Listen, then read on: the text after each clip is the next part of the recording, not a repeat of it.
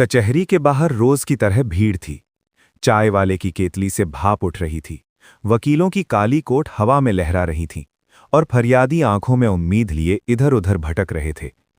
इसी भीड़ में खड़ा था रामस्वरूप, एक आम आदमी। फटा सा बैग, पसीने से भीगी कमीज और आंखों में डर। वो पहली बार कचहरी आया था। उसके सामने ऊंची कुर्सी पर बैठे थे एडवोकेट आदित्य वर्मा, शहर के मशहूर वकील। साफ कोट, चमकते जूते और मेज पर करीने से रखी फाइलें। रामस्वरूप ने हिम्मत जुटाकर कहा, साहब, मेरी जमीन का मामला है, पड़ोसी ने कब्जा कर लिया। आदित्य ने बिना ऊपर देखे पूछा, कागज लाए हो? रामस्वरूप ने कांपते हाथों से फाइल बढ़ाई।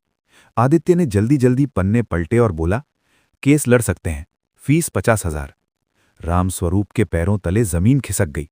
उसने धीमे से कहा, साहब, मेरे पास तो 10,000 भी मुश्किल से हैं।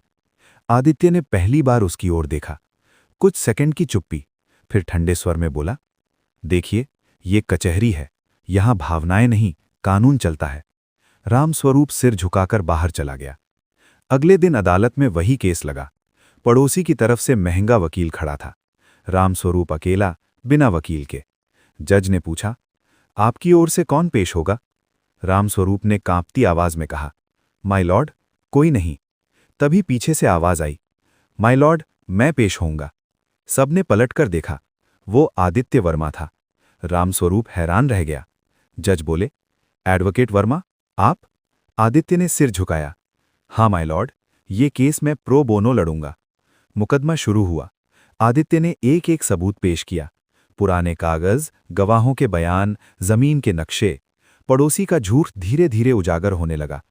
अदालत में सन्नाटा था। अंत में जज ने फैसला सुनाया, जमीन रामस्वरूप की है, अवैध कब्जा तुरंत हटाया जाए। रामस्वरूप की आंखों से आंसू बह निकले।